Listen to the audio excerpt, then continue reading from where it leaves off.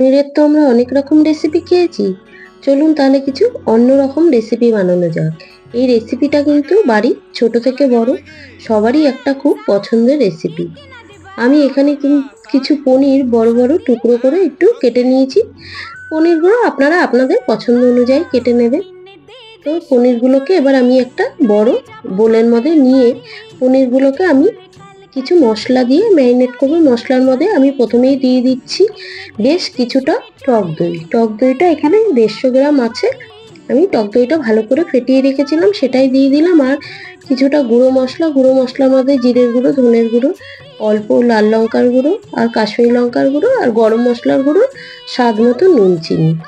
আর এখানে আমি একটা পেস্ট বানিয়ে নেবো ওই চিনেবাদাম, কাজু আর কিশমিশ দিয়ে সেই পেস্টটি আমি এবার এখানে পনিরের মধ্যে দিয়ে, আর সাথে দিয়ে দেবো আমি 2 থেকে 3টে শুকনো লঙ্কা ওই চিলি ফ্লেক্সের মতন মিক্সিতে গুঁড়ো করে রেখেছিলাম, সেটাই আমি দিয়ে দেবো। এটা পুরোই অপশনাল। তো এবার আমি পনিরটাকে ভালো করে ম্যারিনেট করে নেব। যতক্ষণ না মশলাটা আর পনির দুটো একসঙ্গে ভালোভাবে মেখে না যাচ্ছে ততক্ষণ অবধি পনিরটা কিন্তু ম্যারিনেট করে নিতে হবে। তারপরে আমি বেশ কিছুটা ফ্রেশ ক্রিম একটু জল দিয়ে ভালো করে ফেটিয়ে রেখেছিলাম, সেটাই এবার এই পনিরের মধ্যে দিয়ে আমি আবারও পনিরটাকে ভালো করে ম্যারিনেট করে ওই 10 থেকে 15 মিনিট পনিরটাকে আমি ঢেকে রেখে দেবো। এবার আমি এখানে বেশ কিছুটা ক্যাপসিকাম আর কিছুটা টমেটো আমি কেটে রেখে দিয়েছিলাম, সেগুলোই এবার এই কয়েকটা আমি স্টিক নিয়ে নিয়েছিলাম। স্টিকগুলো আমি কিছুক্ষণ জলে ভিজিয়ে রেখেছিলাম। এবার ওই একটা করে ক্যাপসিকাম, একটা করে পনির, একটা করে টমেটো, ওই মানে আর কি আপনারা আপনাদের পছন্দ অনুযায়ী কিন্তু স্টিকটা সুন্দর করে গেঁথে নিতে পারেন। আমি আর কি এইভাবেই গেঁথেছি। একটা ক্যাপসিকাম, পনির, টমেটো, আবার ক্যাপসিকাম, পনির, টমেটো এইভাবে করে আমি স্টিকগুলো আমি বানিয়ে নিয়েছি। আমি আগেও একটা বানিয়ে রেখেছি। এই একটা আমার বানানো হয়ে গেল। আমি আরও একটা, এই রেসিপিটা কিন্তু এত সুস্বাদু হয় খেতে, বাচ্চাদের আর মানে স্বাস্থ্যকরও বটে। মানে টমেটো, ক্যাপসিকাম এগুলো তো বাচ্চারা চট করে খেতে চায় না। এই রেসিপির মধ্যে পড়লে কিন্তু বাচ্চারা এমনি খেয়ে নেবে। আর এটা খুব স্বাস্থ্যকর, এর মধ্যে বাদাম আছে, কাজু আছে, একটা স্বাস্থ্যকর রেসিপি বলতে পারেন। আমার কিন্তু স্টিকগুলো প্রায় গাঁথা হয়েই গেছে। আমি এইভাবে করে বাকি স্টিকগুলো বানিয়ে নিয়েছি। দেখুন কত সুন্দর লাগছে স্টিকগুলো দেখতে। এবার আমি একটা প্যান বসিয়ে প্যানের মধ্যে সামান্য বাটার দিয়েছি আর ওই 1 চামচের মতন সাদা তেল দিয়ে ওই বাটার আর সাদা তেলটাকে ভালো করে যতক্ষণ না বাটারটা গলে যাচ্ছে ততক্ষণ অবধি একটু চারি সাইডে নেড়ে চেড়ে বাটারটাকে মানে মেখে নেব প্যানের চারি সাইডে।